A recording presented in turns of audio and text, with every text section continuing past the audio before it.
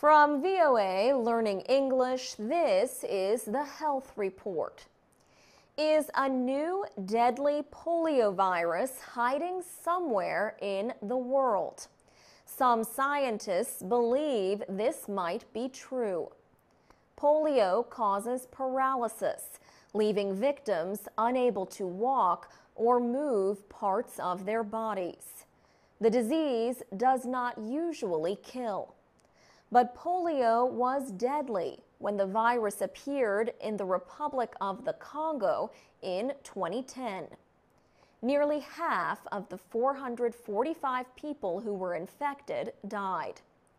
New research shows there might have been a weak spot in the polio vaccine. Researchers say mutations or changes in the polio virus were responsible for that unusually deadly outbreak.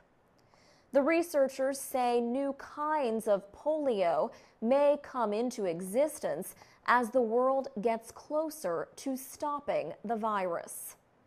Felix Drexler is an expert on viruses at the University of Bonn in Germany.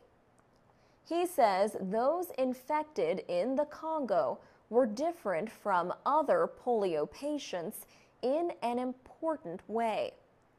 He says about half of them remembered taking 3 doses of the live vaccine. He says they should not have gotten sick as a result. Mr. Drexler and other researchers studied that polio virus. They found it had some never-before-seen mutations. These changes prevented disease-fighting antibodies from attacking the virus. The Republic of the Congo had been polio-free before the 2010 outbreak. It ended after 4 nationwide vaccination campaigns.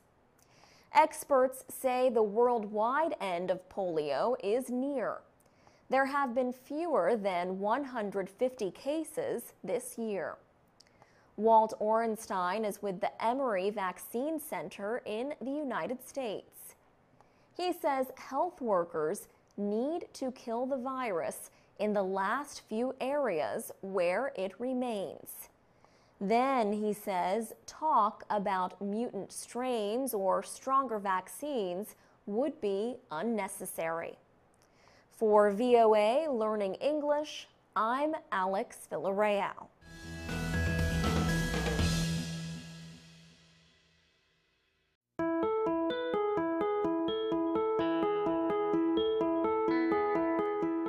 From VOA Learning English, this is the Health Report. Millions of people in developing countries live near toxic waste sites. A new study looked at the dangers of living near these chemical waste dumps.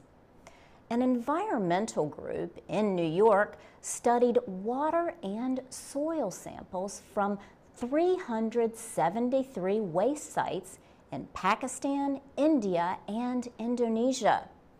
The researchers found that more than 8.6 million people were living near the sites in 2010. Richard Fuller was an author of the study. He says lead, chromium, mercury, phosphates, pesticides, and other kinds of chemicals were found. Mr. Fuller heads the Blacksmith Institute, which paid for the study. The Institute works to solve pollution problems in low and moderate income countries. The study says people living near the dumps lost more than 828,000 years of healthy life from toxic waste exposure.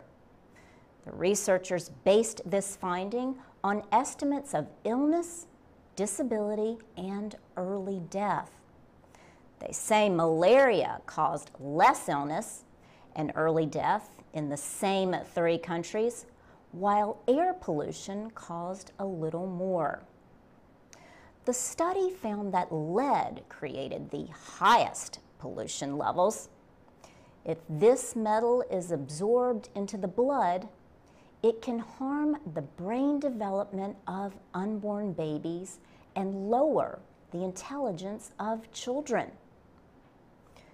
2/3 of those exposed to lead near waste dumps in Pakistan, India, and Indonesia were children and women of childbearing age.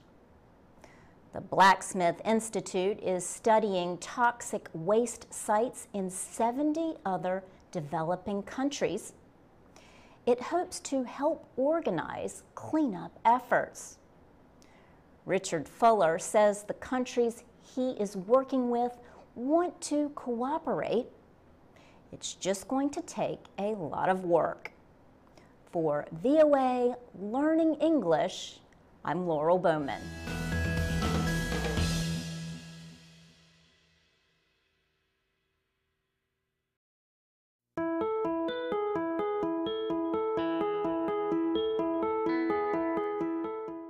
From VOA Learning English, this is the Health Report. Group cognitive therapy is a form of mental health treatment.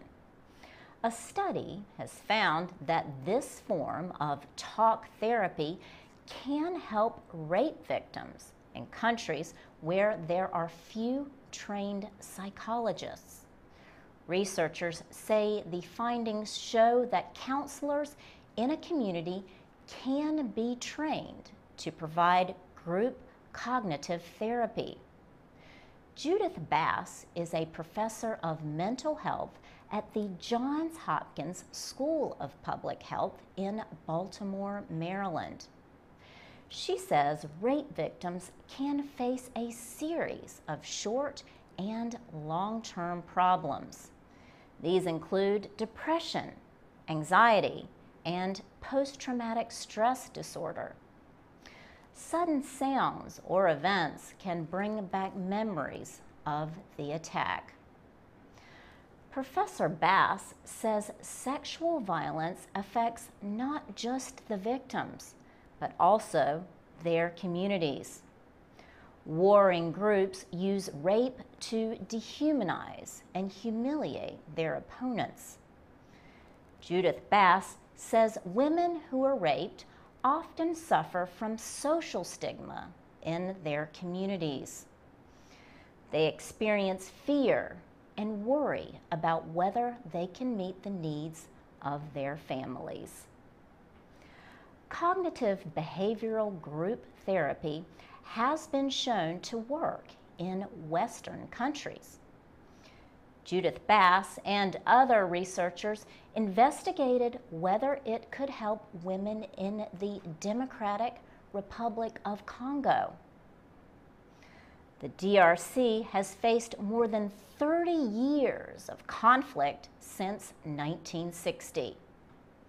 After 6 months, 42% of those in individual counseling who were depressed at the start of the therapy no longer showed signs of depression.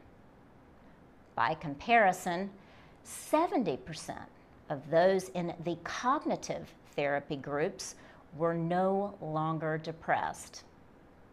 In these groups, the women discussed goals and learned skills for overcoming their depression and symptoms of post-traumatic stress disorder. For VOA Learning English, I'm Laurel Bowman.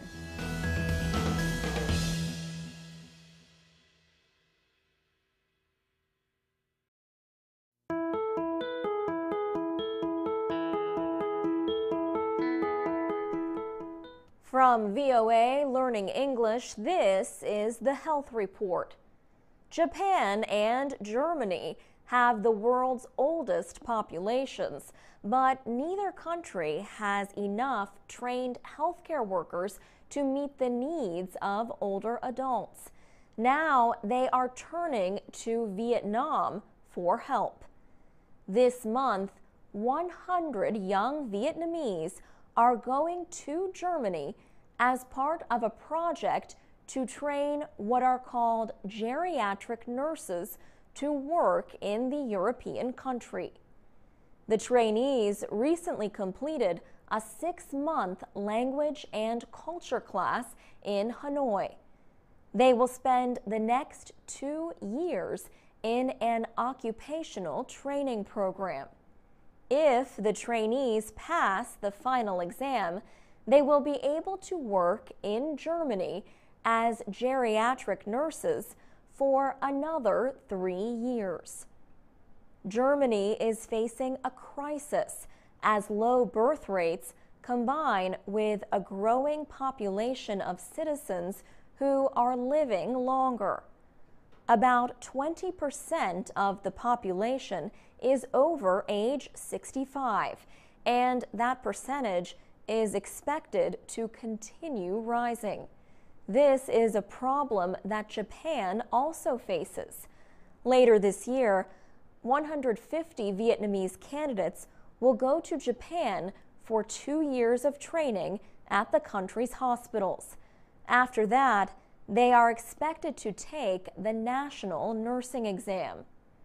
Japan already trains nurses from the Philippines and Indonesia, but the healthcare system has been criticized for being too restrictive.